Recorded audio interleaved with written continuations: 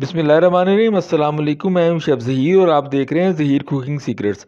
आज मैं बहुत ही मुनफ़रिद तरीके से जो है शकरकंदी को स्टीम बॉयल करने का तरीका आपको सिखाऊंगा और बहुत ही मज़ेदार तरीके की एक खट्टी मीठी चटनी जो है वो भी तैयार करेंगे इंशाल्लाह। तो सिर्फ 3 मिनट के अंदर इसको स्टीम बॉयल किस तरीके से करते हैं, तो मेरी रेसिपी को मुकम्मल देखिएगा। अच्छा, 1 किलो शकरकंदी जो है मैं ठेले वाले से मैं ये ले आया था, लेकिन ये इसमें इतनी डस्ट होती है, इतनी मिट्टी इसके ऊपर जमी होती है, तो इसको अच्छे तरीके से पहले आपने वॉश करना है, क्योंकि इसके अंदर बहुत सारी चीज़ें इस तरह लगी होती हैं, क्योंकि ये ज़मीन में होती है ज़ाहिर है, तो फिर ज़मीन में जो चीज़ होती है उसके साथ मिट्टी और हर चीज़ लग के आती है। अच्छा, इस तरीके से अच्छे से ना आपने हाथ से इसको अच्छे तरीके के साथ मल-मल के आपने अच्छे तरीके से इसको धो लेना है। 2-3 दफ़ा अच्छे तरीके से इसको इस तरीके से धो लें। अच्छा, इसको अच्छे तरीके से मैंने वॉश कर लिया था पानी से। अब ये इसकी कॉर्नर जो साइडें होती हैं, इसको आप देखें, ये इसके अंदर काफ़ी चीज़ें फंसी हुई होती हैं, तो आप थोड़ा-सा ना इसको इसकी दोनों साइडें जो है ना इस तरीके से छुरी से अच्छे तरीके से इसको काट लें। इस तरह सारी शकरकंदी जो भी है उसमें से आपने दोनों साइडों से इसके कॉर्नर जो है ना उनको इस तरीके से काट लेना है आपने अच्छे तरीके। अच्छा, अब इसके अंदर मैं जो शकरकंदी को स्टीम बॉयल करने के लिए मैं कुकर का इस्तेमाल करूँगा और इसके लिए मैं पहले कुकर में एक स्टैंड रख रहा हूँ इस तरीके से।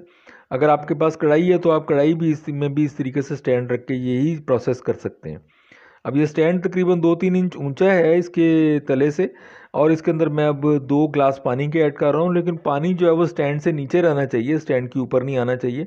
अब स्टैंड के ऊपर मैं ये जितनी भी शकरकंदी है ये मैं इसमें ऊपर इस तरीके से इसको सेट कर रहा हूँ और ये बिल्कुल स्टैंड से ऊपर रहनी चाहिए और पानी के साथ टच नहीं होनी चाहिए ये। अच्छा, इसके बाद मैं कुकर को बंद कर रहा हूँ और इसके अंदर जो पहली सीटी आएगी उसके बाद मैं इस सीटी से लेकर 3 मिनट का मैं टाइम दूंगा और 3 मिनट से ज़्यादा आपने इसके अंदर टाइम नहीं देना। अब देखें, ये 3 मिनट हो गए हैं तो मैं इसका ढक्कन हटा रहा हूँ और अब इसको चेक कर लेते हैं छुरी के साथ, इसको देखेंगे। अगर छुरी की नोक इसमें इस आराम के साथ ऐड हो रही है तो इसका मतलब ये है कि ये बहुत अच्छे तरीके से स्टीम बॉयल हो गया है। अच्छा, अब शकरकंदी के लिए मैं खट्टी मीठी चटनी जो है वो मैं बनाने लगा हूँ। इसके लिए मैंने इमली जो है वो पानी में तकरीबन आधा घंटे पहले मैंने एक डेढ़ कप पानी के अंदर मैंने इसके अंदर वो इसको डिप करके रख दी थी। अब ये इसको मैंने हाथों से थोड़ा सा मैश कर लिया है। इसके बाद में इसका पानी जो है उसको मैंने अलग बाउल में निकाल लिया है इस तरीके से। और अगर ये थोड़ा सा पानी इसमें बच गया और थोड़ी सी गुठलियाँ आपको नज़र आ रही हैं, इसमें भी थोड़ा सा पानी डाल के इसको थोड़ा सा हाथों से दोबारा से मैश करके इसके बाद इसमें से भी पानी आप निकाल सकते हैं। खट्टा मीठा पानी जो है वो आप इसमें से इस तरीके से आप दबा के निकाल सकते हैं इस तरीके से। तो चलिए इमली की खट्टी मीठी चटनी जो है उसको तैयार कर लेते हैं। उसके लिए मैंने पानी जो है उसको छान लिया था ताकि उसमें गुठलियाँ वुठलियाँ हों तो वो निकल जाए, और पानी मैंने फ्राई पैन में ऐड कर दिया और इसके साथ ही मैं इसके अंदर अब 1 टीस्पून नमक का मैं ऐड कर रहा हूँ। हाफ़ टी स्पून मैं काली मिर्च का पाउडर ऐड कर रहा हूँ और इसके अलावा आधा ही टीस्पून जो है मैं इसके अंदर काला नमक जो है पिसा हुआ वो मैंने इसमें ऐड कर दिया। बड़ा अच्छा टेस्ट आएगा इसका। इसके अलावा कुटी हुई लाल मिर्च है वो भी आधा टीस्पून मैंने इसमें इस तरीके से ऐड कर दिया और ज़ीरा पाउडर जो है वो इसके अंदर मैंने 1 टीस्पून इसके अंदर वो भी ऐड कर दिया। और इस इन सब चीज़ों को जो है इस तरीके से मिक्स कर लेंगे अच्छे तरीके के साथ। और देखेंगे अब इसमें थोड़ा सा बॉयल जब आना शुरू हो जाएगा तो फिर हम इसमें चीनी भी ऐड करेंगे। अब देखें ये बॉयल आ रहा है तो इसके अंदर मैं तकरीबन 2 टीस्पून जो है मैंने इसमें चीनी के ऐड कर दिए हैं इस तरीके से। तो ये दूसरा टीस्पून भी मैं इसमें ऐड कर रहा हूँ। तो ये भी बड़ी मज़ेदार खट्टी मीठी चटनी जो है वो बन जाएगी इंशाल्लाह। और साथ ही मैं इसमें अब कॉर्नफ्लोर मैं ऐड कर रहा हूँ, लेकिन कॉर्नफ्लोर को पहले आपने 1 टीस्पून में 2 टेबलस्पून इसमें पानी के ऐड करके और 1 टीस्पून कॉर्नफ्लोर का डाल के आपने इसको मिक्स कर लेना। फिर उसको हल्का हल्का सा आपने इसके अंदर ऐड करना है, सारा ही नहीं ऐड कर देना।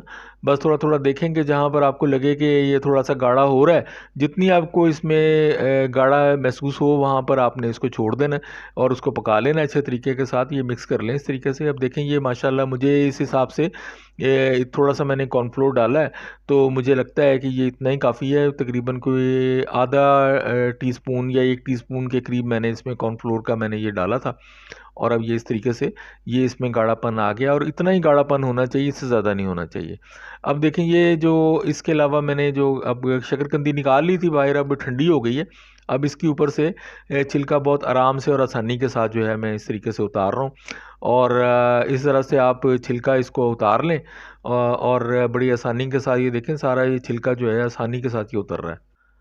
अब इसको शकरकंदी को क्यूब्स के साथ इस तरीके से क्यूब की शक्ल में इस तरीके से काट लेंगे और इस तरीके से जितने आपको इसके हिसाब से क्यूब्स साइज़ चाहिए होगा उस हिसाब से आप इसको काट लें।